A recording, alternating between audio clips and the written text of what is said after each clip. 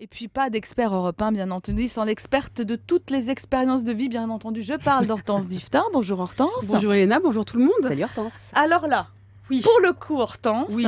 l'orientation de l'ado, vous êtes en plein dedans. Ah, je suis à fond dedans. Parce que c'est pas facile de choisir l'orientation de son enfant. Faut trouver celle qui lui correspond le mieux parce que lui-même ne le sait pas. Moi, je vois ma fille Pauline, 13 ans.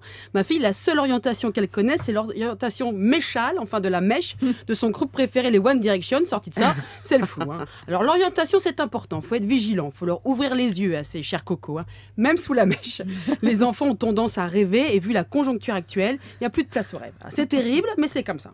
Moi, du coup, j'ai pris les choses en main comme d'habitude pour la grande joie de Pauline. Ah bah oui, parce que s'orienter dès le lycée, c'est essayer de s'orienter vers un boulot si possible. Si c'est s'orienter vers la NPE, ça ne sert à rien. C'est ce que j'ai dit donc à Pauline. Alors pour ma fille, j'ai choisi médecine. Le truc, les gens vivent tout simplement. Oh bah écoutez, les gens vivent de plus en plus vieux. Qui dit vieux, dit petits problèmes de santé, dit gériatrie. Ah, carrément. Oui, bah c'est pas glamour, mais c'est comme ça. Il y a des métiers, on voit bien que c'est obligatoirement les parents qui ont choisi. Et bien choisi, puisque c'est les parents. Parce que j'imagine mal un enfant dire quand je serai grand, je serai contrôleur des impôts ou proctologue. Ça, c'est un choix réfléchi des parents. Il faut savoir ce que l'on veut, si on veut la réussite ou pas de son enfant. Alors, si l'enfant doit ouvrir les yeux, les parents aussi doivent ouvrir les yeux. Il faut que les parents se préparent eux aussi à l'orientation de leur enfant. Et ça, dès que l'enfant est petit, voire tout petit. Et oui, orientation. On va dire une bêtise là. Et oui, orientation veut aussi dire admettre que son enfant n'est ni Mozart, ni Zinedine Zidane, encore moins Victor Hugo et surtout pas Claudia Schiffer. Et ça, on s'en rend compte petit. C'est-à-dire qu'on ne veut pas le voir. On croit tout de suite que son enfant est une vedette. Bon, souvent, c'est rare. Alors, quoi qu'on en pense, quoi qu'en pensent les parents, très peu d'enfants, donc des dons.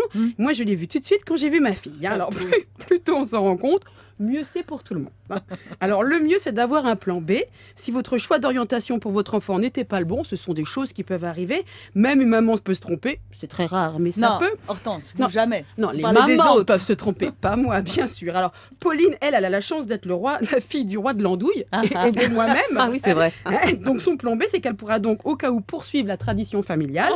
C'est-à-dire, c'est l'andouille sur toutes ses formes. Pauvre Hortense. Hortense, si tu nous écoutes, oui, pauvre Pauline, c'est ça. Pauline, si tu nous écoutes, tu peux nous appeler. On peut avec Julia faire. Garde confiance. on peut t'aider à un moment donné. Bon, merci Hortense. La question que je voulais vous poser, c'est